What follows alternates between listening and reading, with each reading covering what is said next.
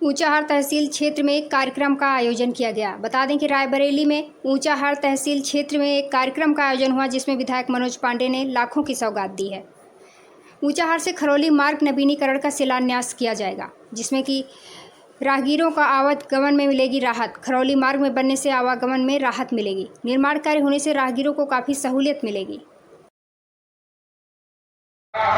अगर आप मार्च से कुछ वर्ष पीछे चले तो 2011 में मैं इसी खरौली में आया था।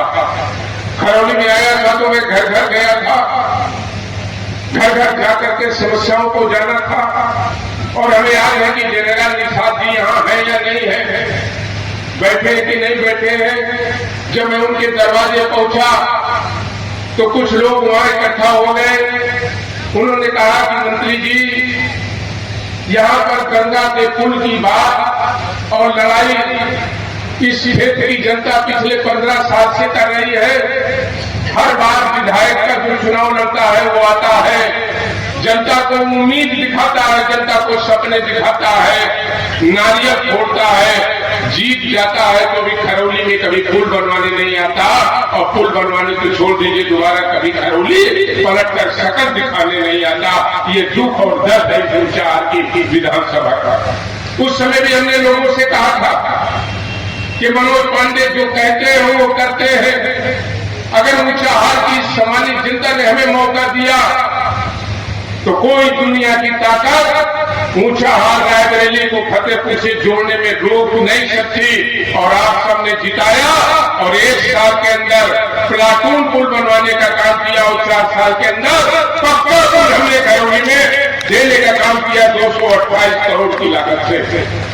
और जो पुल नहीं दिया उसी खरौली जहां पर 80% सड़कें खराब थी, चलने लायक नहीं थी, उसी खरौली में 19 रोडें 2013 से लेकर 17 तक और 6 रोडें हमने 17 से लेकर के 22 तक, चाहे वो सीसी रोड हो चाहे डामर रोड हो, उन्हें भी बनवाने का काम किया और जनता की सुगमता को बढ़ाने का काम किया। इसी खरौली के तीर के पूर्व में जब पानी गिरने लगता था तो जिनके परिजनों का देहांत हो जाता था, जो मिट्टी लेकर के जाते थे, पानी गिरने लगता था तो जलाने की स्थिति नहीं होती थी, दाह संस्कार नहीं हो पाते थे। लोगों ने मांग किया, हमने कहा निश्चित रूप से खरौली में भी एक 14 ग्राह केंद्र बनाने का काम करेंगे और उसको बनवा करके देने का काम, जनता को समर्पित करने का काम हमने किया। जब जो वादा किया उसको करने का काम किया।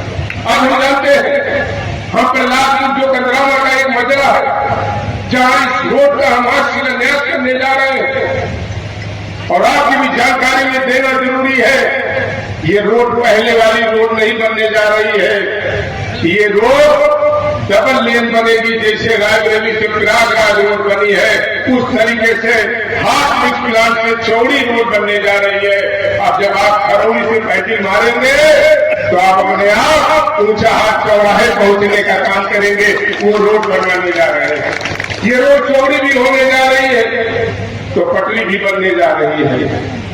हम जानते हैं कि जब पुल बन गया तो आवागमन भी बढ़ गया, और आवागमन बढ़ गया तो लोगों को सुविधा भी मिलनी चाहिए। और ये रोड कोई नई नहीं है, एक इसी तरीके की रोड जगतपुर से दमोह और एक रोड चढ़ई से लेकर गोकना, और आज उसी तरीके की ठीक उसी तरीके की तीसरी रोड ऊंचाहार से खरौली भी आपके सहयोग और आशीर्वाद से आज हम बनाने में सक्षम होंगे, जो ये शुरू होने जा रही है। हम तो धन्यवाद देंगे, ऊंचाहार की सभी पारिवारिक जनता को भी धन्यवाद देना चाहते हैं।